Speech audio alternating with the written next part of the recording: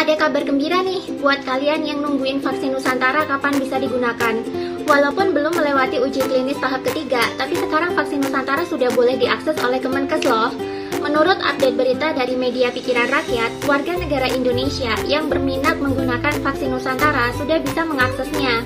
Menurut juru bicara vaksinasi COVID-19, Ibu Siti Nadia Tirmizi, untuk warga yang ingin menggunakan vaksin Nusantara tentunya harus menerima sejumlah syarat.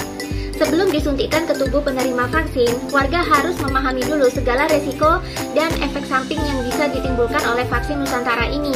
Sebagai informasi, vaksin Nusantara ini menggunakan metode yang sangat berbeda dengan vaksin pada umumnya. Vaksin umum atau vaksin konvensional menggunakan virus yang dilemahkan atau dimatikan, atau menggunakan adenovirus untuk disuntikkan ke tubuh si penerima vaksin.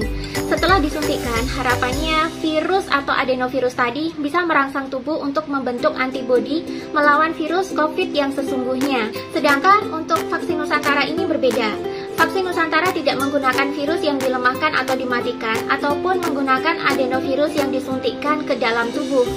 Tapi vaksin Nusantara menggunakan metode imunoterapi menggunakan sel dendritik. Jadi darah kita nanti akan diambil sedikit untuk dipisahkan sel dendritiknya di laboratorium.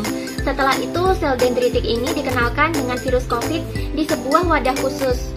Sel dendritik yang sudah menyimpan memori tentang karakteristik virus COVID yang harus dilawan ini kemudian disuntikkan kembali ke dalam tubuh. Sel dendritik ini nantinya akan mengajari sel-sel dendritik lainnya dan merangsang antibodi dan daya proteksi terhadap virus COVID yang memasuki tubuh. Metode imunoterapi menggunakan sel dendritik ini awalnya digunakan untuk terapi pengobatan kanker. Namun dengan teknologi yang diriset oleh Dr. Terawan yang bekerja sama dengan perusahaan biomedis Amerika Serikat iVita, terapi sel dendritik ini akhirnya bisa digunakan untuk melawan virus COVID-19. Meskipun sempat menuai kontroversi karena BPOM menolak uji klinis vaksin Nusantara, nyatanya beberapa orang penting di Indonesia justru melakukan suntik vaksin Nusantara loh, ketimbang memilih vaksin-vaksin lain.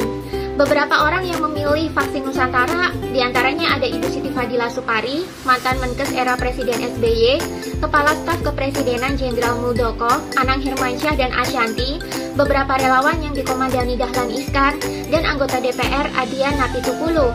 Dan dari orang-orang yang disuntik ini tidak menunjukkan adanya kipi berat dan merasa lebih sehat setelah divaksin. Dan tentu saja vaksin Nusantara ini aman bagi orang dengan komorbid. Meskipun demikian, belum ada kejelasan dari pemerintah di mana kita bisa mengakses vaksin Nusantara ini. Mudah-mudahan vaksin Nusantara bisa segera tersedia di rumah sakit dan di puskesmas-puskesmas terdekat di kota kamu.